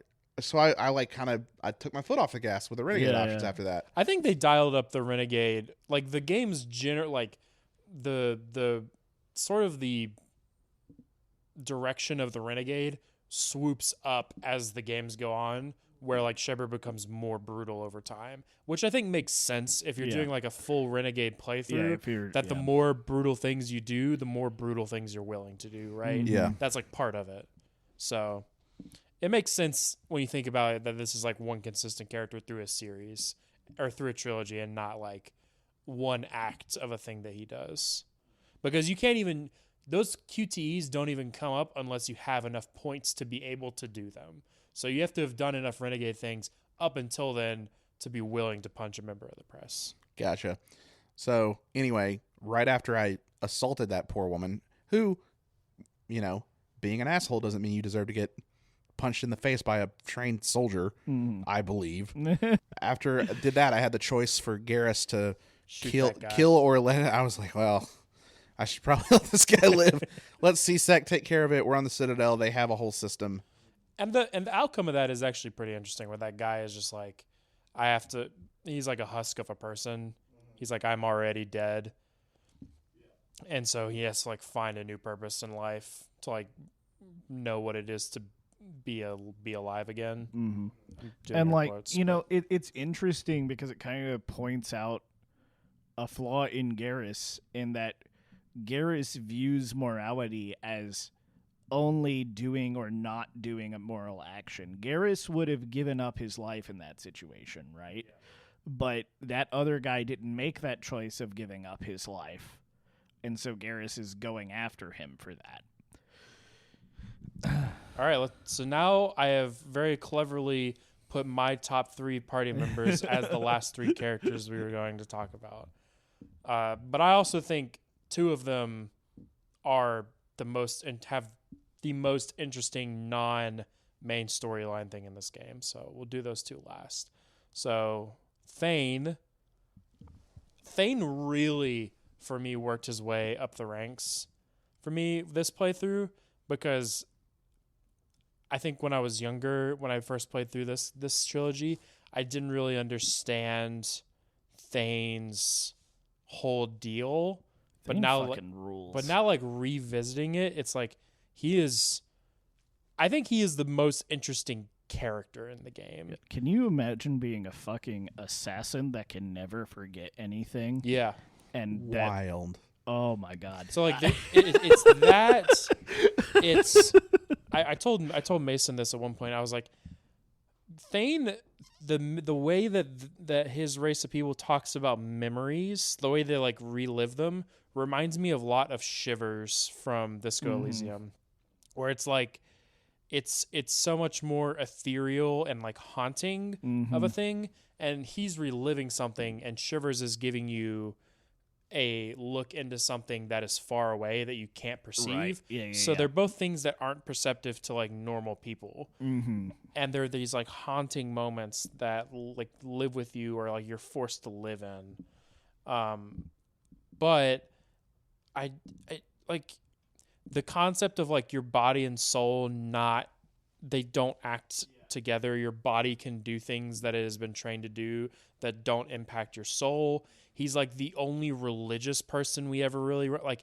Ashley's religious, but in like a normal, like human Christian sense. I think Samara is definitionally religious, but not in the same way that Thane is. Yeah, her religion is the code. Yeah, right? Thane is religious in that like he believes in like a higher power. He believes in a higher power. He prays. And, like, he has rituals. He asks for forgiveness for the things that he does as an assassin, because being an assassin is what he was trained to do. Like the Hanar.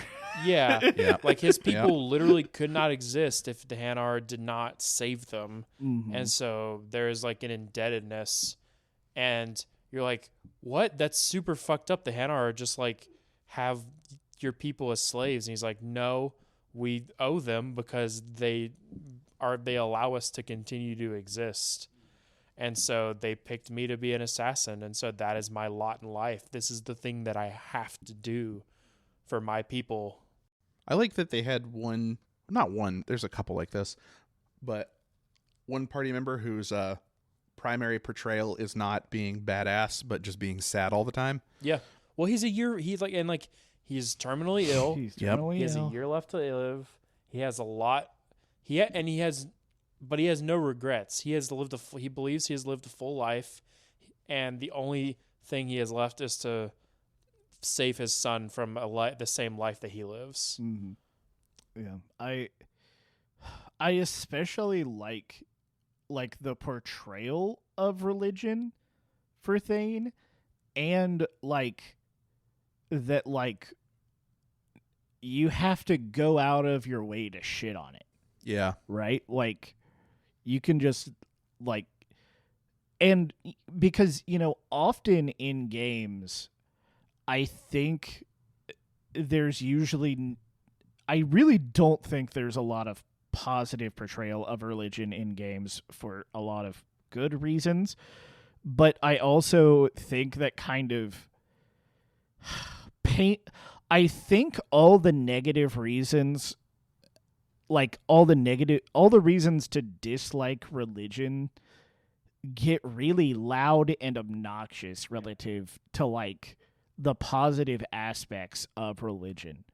Like religion can do a lot of good things for people in good ways, and there are religious people who like truly want like better and good things for people. And I'm not like saying Thane is a portrayal of that. He's an assassin, right?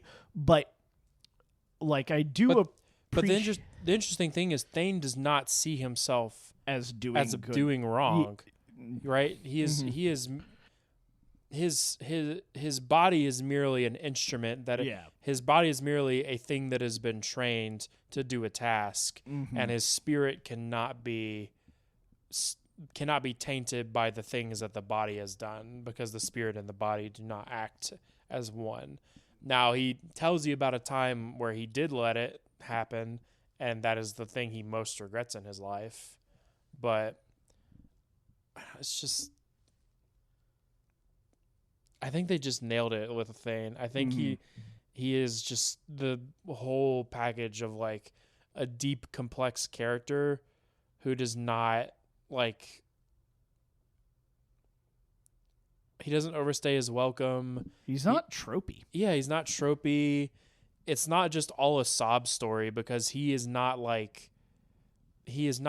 regretful as far as like the things he does, but he is like he does like reflect on those things and like come to peace with them. Yeah, I mean, my love of Thane is not centered around the religious aspect, which I view more as like a very interesting world building decision, as like the relationship of a father and a son portrayed in this way in games. Like the father like wanting A better life. on the day of my wedding, my dad said something to me that made me cry, because it was so deeply personal and betrayed such a regret of his life and a desire for me to do better. And Thane evoked those feelings in me, because it seemed to me that he was written a lot like my father is in real life, in that way, as someone who has regrets but has like a deep love for his son. Yeah. And they really like really do a good job of like showing Thane caring from a point of like genuineness. It's not like he's my son, so he should do what I tell him to do. It's I've been trained to live an assassin. I've been trained to live a life as an assassin, but I would not wish my life on anyone else. And no one else should live the life that I do, especially not someone I care about as much as my kid. Yeah. Especially since his wife was, murdered as a result of something he did for his work, right? Yeah. So kudos for making Thane a character. So let's talk about Grunt. Grunt's cool. They're 2 for 2 on really, really cool Krogan's. characters. They're so man, he's so neat. You're like, oh, my party member is going to be this piece of shit Krogan supremacist scientist. And then he just gets clapped immediately, and it's like, no, you have a Benjamin Button boy You have a child, test tube baby. a man baby, who is like a grown man who would like can't understand his biological impulses. Well, he's not. His plates aren't developed. Yeah, That's true. He's not a man yet. he's like a teenager. He's like an angsty teenager. Yeah, But I think they do the best parts about Grunt are that he also has like relived all of like the great moments of Krogan history. And so his thoughts are completely muddled with these concepts of Krogan greatness, but Grunt has like no aspirations at all to be any of those things that the scientist wanted him to be. Yeah. yeah. He's like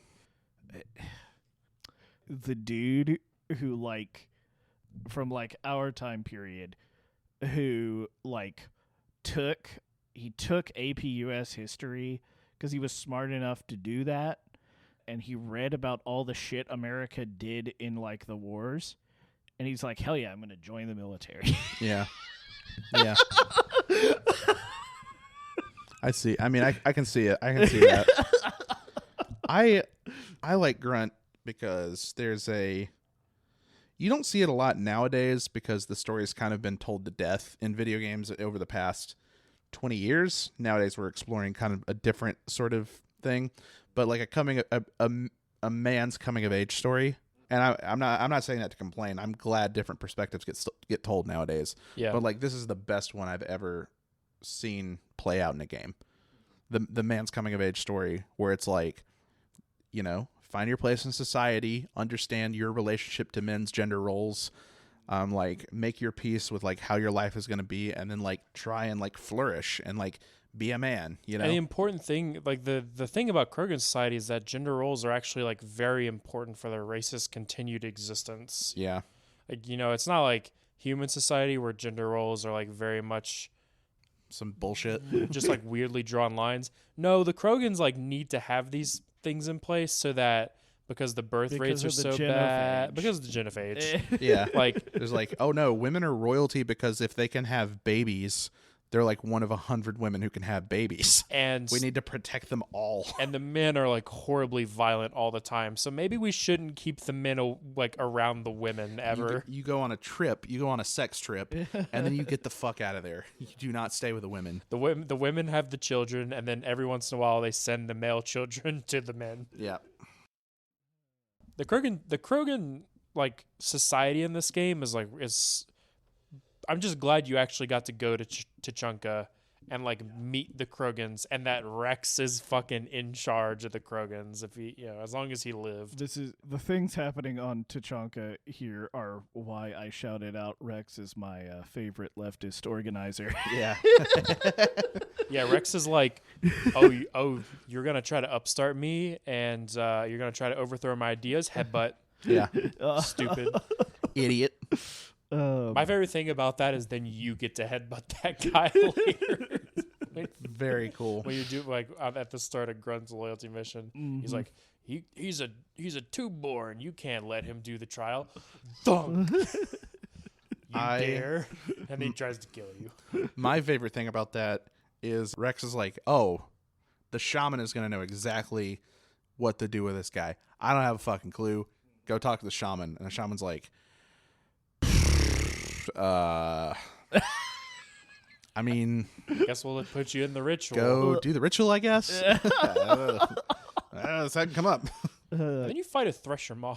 That's the ritual. Fight a thresher maw. Man, the Krogan society is so cool to me. Like, I would never want to live in it, and like, obviously, I have kind of issues with how they exist. But man, just hanging out in it. Very interesting. Well, so this brings us to our last party member, Morden. I fucking love Morgan. Probably the if Hey. I were to pick a character to combat Thane as far as like the best written character in the game, it would be Morden. Yeah, Morden's amazing. He's like multifaceted. He's very upfront of He's so forthcoming. he's so forthcoming about everything. He just like talks a lot, obviously. I love how fast he talks. Yeah. I think he is obviously the best written character in the game. in Yeah, my he's- opinion. Oh yeah, far and away. Far and away.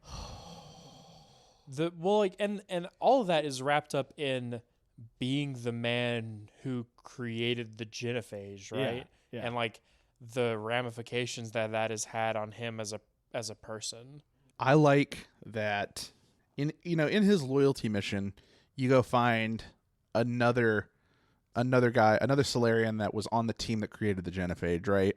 And Morton's like, "Oh, he's off working with Krogans. He must be Like, kidnapped. Clearly they've like kidnapped him." And you go over and get him, and the other guy's like, "No, that did irreparable damage to my soul. Fuck you, Morton. I can't sleep at night without thinking of what I did." And Morton's like, "Oh, oh no, I can't." Like Morton is like, he's one of the short-lived races, so like he's not the Solarians are not in a position where it's like ever utilitous for them to experience or meditate on regrets. Right, so Morden is not characterized in that way to where he shows lots of regret. He shows remorse. He thinks about it a lot. He It weighs on him. He shows remorse, but it's not a thing that he dwells on and meditates on. He's just like, okay, I can only do the best from where I am in time.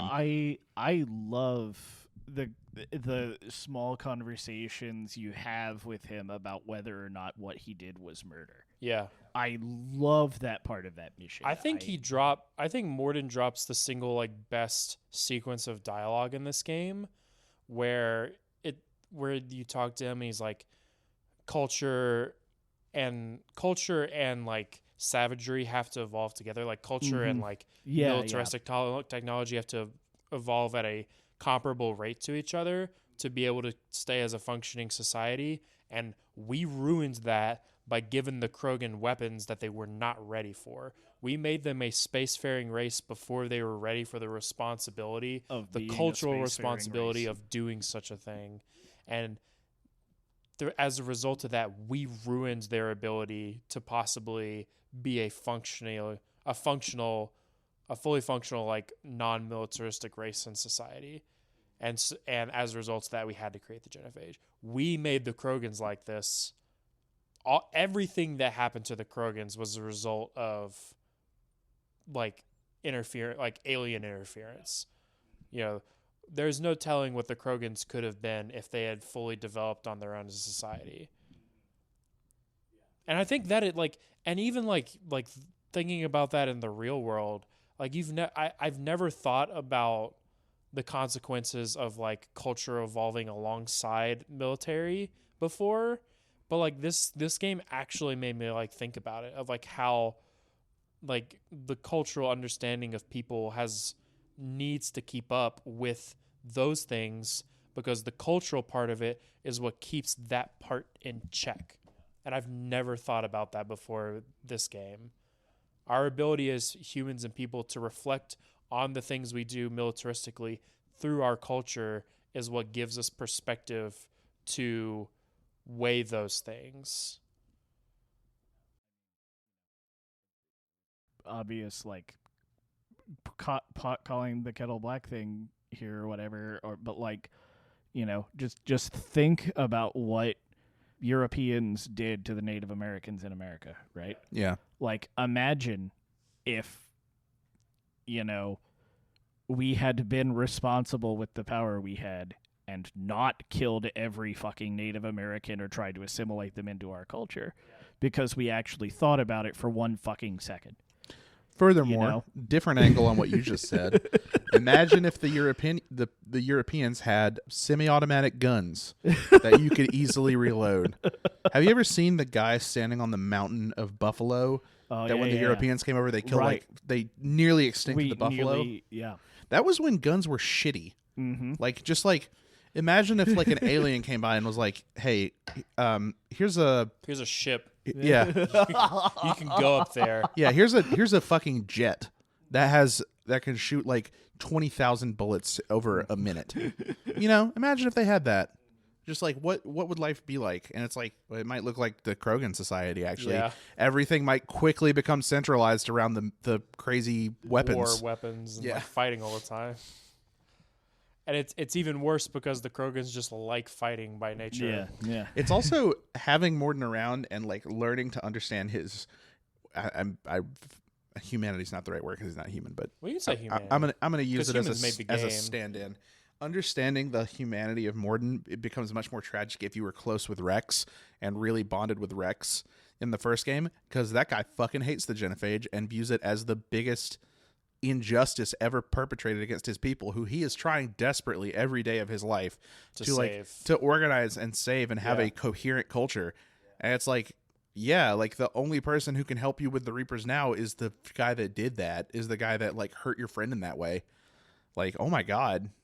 Like, you mean I have to be friends with him? I have to make him loyal to me? Not only do you have to be friends with him, Morden's a super fucking likable guy. Yeah. Yeah. And he, Like- but he is also not regretful at all. No. No. He is like fully in belief that he had to do the genophage. He will fight you tooth and nail. Yeah, and like, you know, he is a great example of, I don't want to say science running rampant, but what the result of being science-minded and only science-minded is, Yeah. right? Science without ethics. Yeah. I don't think I think It's not without ethics. he not has without he has an ethics, yeah. ethical code. An He- ethical yeah. code is what drove him to make the genophage. Yeah, his ethical code Science- is, you know, he's very willing to trolley problem this out. Yeah, I would say I- what science with black and white. Yeah. I think it is Black and white I morality. think he has a very strong ethical code. I think it is exploring how uncomfortable the idea that people could do the things have that the the power Solarians to do. this. Yeah, like it's actually like the dynamics of power and ethics. It's like, well, if you have the power of God, do you have an ethical necessity to like wield the power of God? That's going to have consequences. So that's all the party members. So now, I mean, that there's not actually that many actual story missions. Let's briefly go through. So Bucky didn't play any of the DLC. Well, let's briefly just touch on a few of the DLC things. For the cool one, the only good one is the There's two good ones. What's the second good one? Overlord. Okay, Overlord. That's the one with the autistic guy and the Geth. Okay, yeah, that was fair. Overlord was pretty cool. Shadow Broker was far and away The best one. the best one. Not going to disagree. You get to with that. briefly have Liara as a party member. You get to rekindle your romance with her. If you romance her in one. If you romance her in one, and she becomes the Shadow Broker when you kill the Shadow Broker. Yeah. Which fucking rules. The Shadow Broker is like this insane race of alien you've never seen before, and Liara's like, don't be fooled, this guy just killed the last Shadow Broker. It's like the Dread Pirate Roberts kind of. It's just like you kill the last guy or they hand it to you. The Shadow Broker is this like fucked up giant thing with like all these. They did the thing where they did in Mass Effect 1 where it's like you look at it and you're like, that's an evil guy. It looks evil, but you get to like see Liara, like how Liara's life has changed in the 2 years since the mission, and she's like, you're like, hey, come join us again, be our party member, and she's like, can't do that. I'm like 2 days away from finding the fucking Shadow Broker who killed her partner. Yeah, killed one of her partners. A lot of that in this series. Yeah, My yeah. partner got killed by this guy. Can you help me get them? Yep. But the Shadow Broker is like the most powerful person. He's like one of the most powerful people in the galaxy because he just like knows it. He knows like literally everything. When you go, so in the Shadow Broker DLC, after you beat the Shadow Broker and Liara becomes the new Shadow Broker, you can like go read through the other members of your crew's like personal like Google search history. Very funny. That's funny. It's awesome. I also really did like the Overlord DLC. So the Overlord DLC, Buck, is there was this group of people trying to create this like human AI hybrid to basically go into the Geth and like stop the Geth effectively. Not a group of people. Cerberus. Cerberus, yeah. Cerberus was funding experimentations to try and interface with the Geth by way of experimenting on people. And the outcome of this is that the lead scientist on the project has an autistic brother, and it's very like it's kind of Rain Man-esque, but like not in a. It didn't feel as disrespectful. It was very much a depiction of 2011 understanding, like sensibility around autism, but they did work to make him a very sympathetic character, because what ends up happening is that like his brother does like this like torturous experiment on him to like try to make him the AI, and so he's like in mental anguish, like trying to escape this like prison that has been built around him. And I felt like it was creepy and eerie, and I felt like it was actually like real. They handled it, especially for the time. I'm giving them a little bit of extra credit because it was probably 2011 or 2012 when this DLC came out. I felt like they handled the subject matter fairly well and didn't like embellish too hard on it.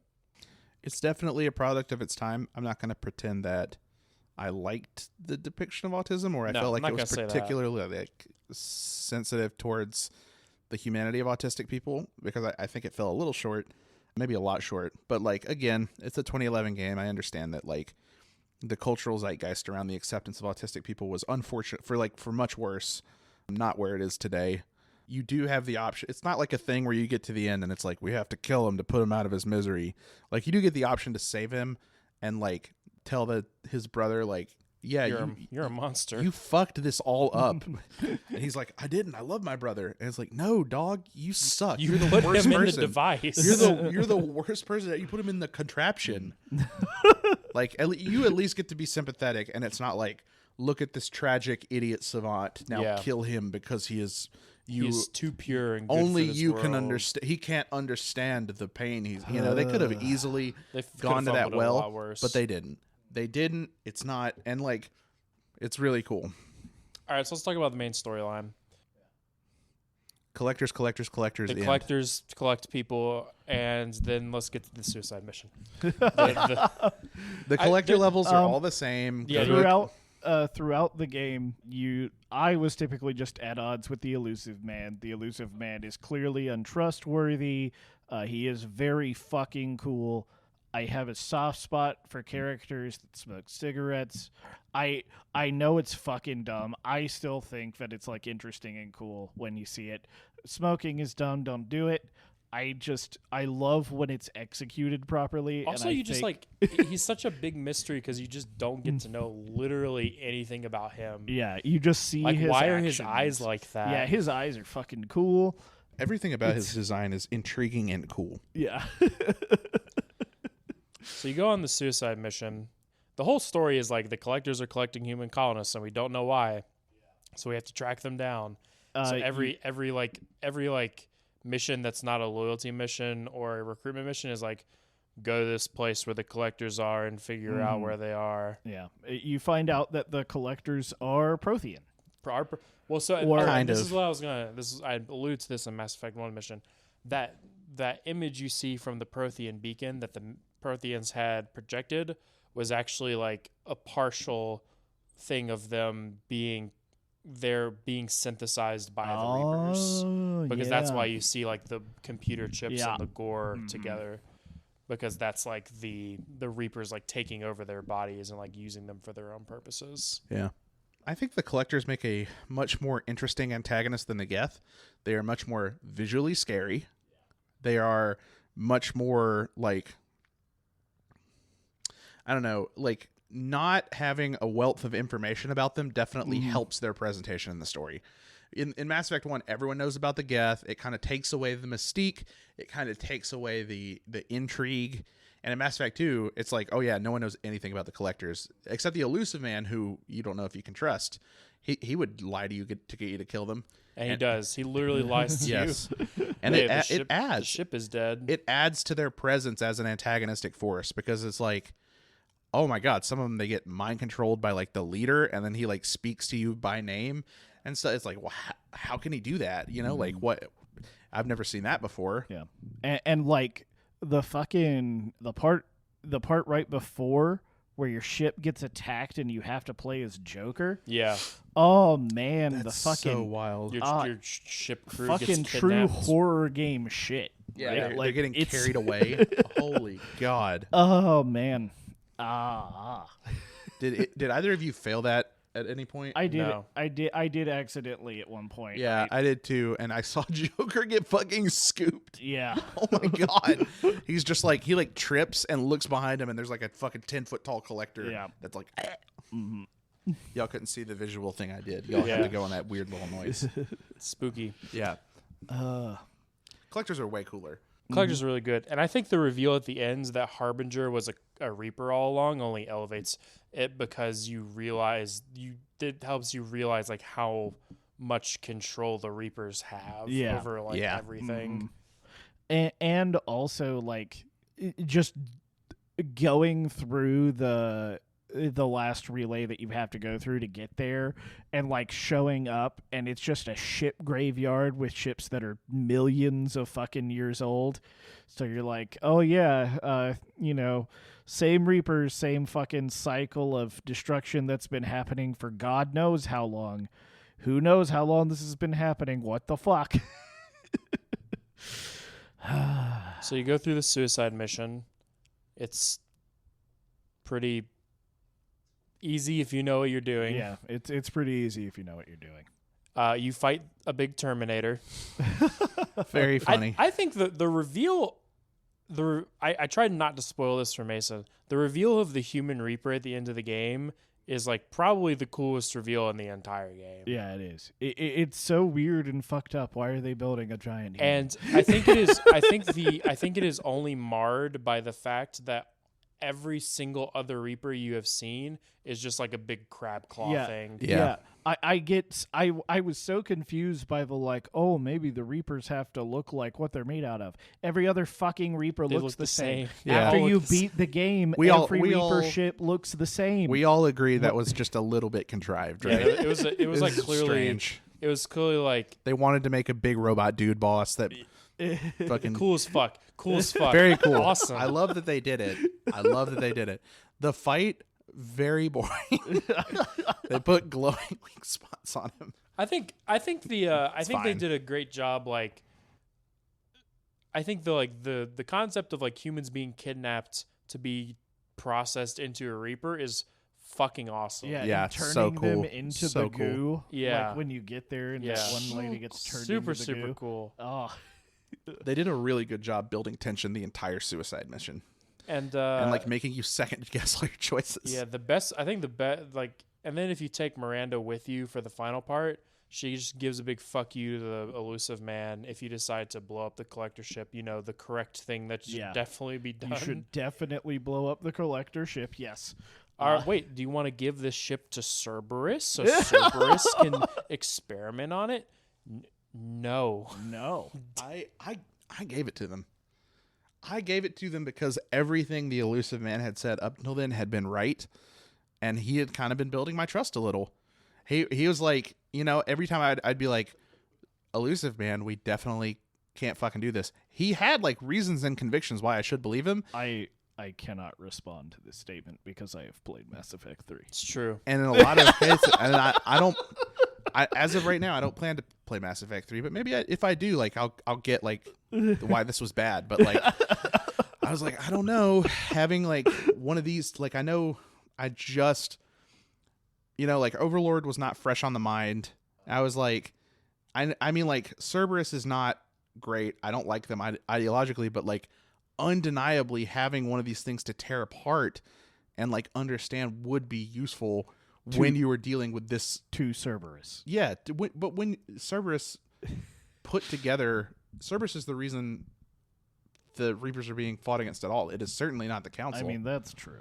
That is true. Like Cerberus seems to be, from my Cerberus point of view, is the only one reason helping. this happened at all. That is a true statement. From my point of view, Cerberus is the only one taking the Reaper threat as serious as possible, despite me, the person nominally being Shepard, like trying to warn everyone at every possible turn. Yeah, and the fact that no one believes you is really fucking annoying. Wild. It's insane. like they were there. They fucking saw it happen, and they're just Can you imagine if like United States politicians were trying to sweep 9/11 under the rug in 2003?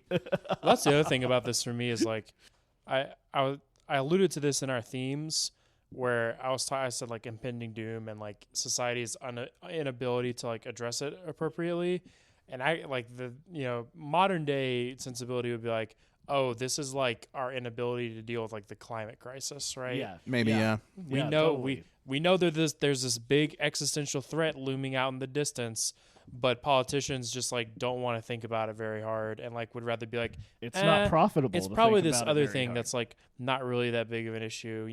That big claw thing was just actually the geth. It's only getting warmer because like I don't know. That's how weather works. I implore anyone who thinks that there is any kind of disparity in like the severity of the climate disaster, please fucking learn something.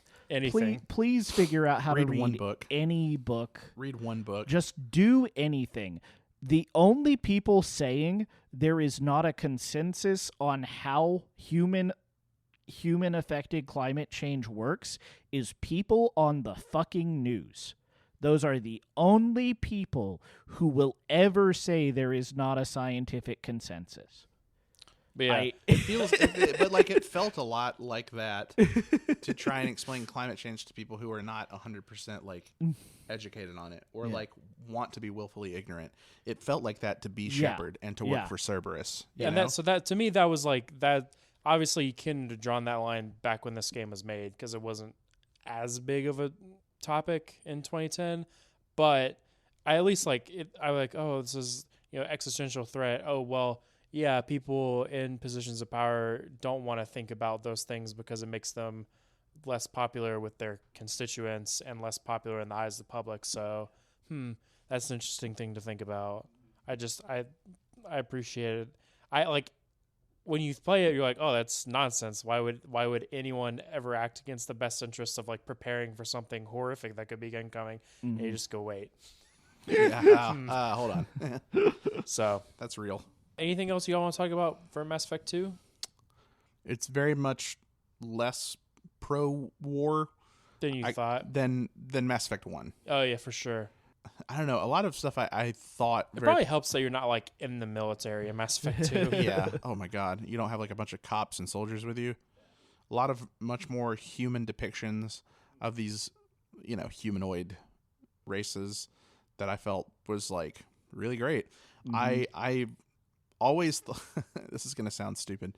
I always thought people who wore the N7 hoodies were like being cringe. They were posting cringe IRL. Yeah. Now that I played this, I'm like, I kind of get it now. Kind of get it, yeah. I kind of get it. Yeah, I understand what you're saying with the getting it thing. Whenever I first played the games, I still don't. I'm not one to say this because I'm like a huge metalhead, and that was a big part of my personality when I was in high school or whatever. But like, I still don't. I think Mass Effect 2 is very good, and if I was remembering it nostalgically, I think I could understand like why it was so good back then. But I personally still have so many problems with like it because the politics of this game are still like very liberal. Yeah. And liberal politic, like as I've gotten older, even when in 2015, 9 years ago, I was not as bothered by it as I am now because I have more of a fucking brain now. Yeah. And I can. I think this game is just important culturally because of how influential it has been to video games as a whole, and how it is. We have like really never gotten a game that tries to do this like character study party thing, quite as well as Mass Effect 2 has done. Yeah, totally. That's to me, that's like the importance of this game is like maybe it doesn't have the best messaging all the way through, but it does do some of the best character work we have like ever seen in a video game, and in a game where you don't even get to spend that much time with all the characters. Yeah, they do a lot with they do so much with a relatively limited. I mean, I still spent like 35 hours on this game. Yeah, it's not a short game by any means. I don't know, but when you split that among 12 party members or whatever, it's still not a lot for each one. Not a lot of dedicated screen time. In my mind, the things I have said that are criticisms of this game fall into the category of like, to love a piece of art is to critique it. This is not. I don't feel like the things I say about this game negatively. They're not the same feelings that I have about a game like Dragon Age Origins or like Dishonored, where like that didn't feel like critique. That felt like airing out complaints. This is like me seeing something and like recognizing its beauty and its shortcomings and its strengths. Like this is I would put this top 10, maybe top 5 of games we've played for the podcast so far, like easily. This is like a fantastic piece of work to me. I'd have to see if I can squeeze it into the top 10. I probably could. But I'm very biased. We'll look at the tier list. Yeah, we're making that. We're gonna make that tier list. Tier 2 tier list is on the way. So, next episode, a game we promised we would play in season 1 and didn't. Yeah, Silent Hill 2. You excited, Buck? I'm very excited. It's gonna happen this time. You've advocated for this game very hard. I have, and I'm very excited to play it. I am excited to fully experience it myself. A lot of my Silent Hill experience is kind of secondhand because I'm a little bitch boy. If you're looking to play along, you can purchase a legitimate copy for over $200. Yo ho ho.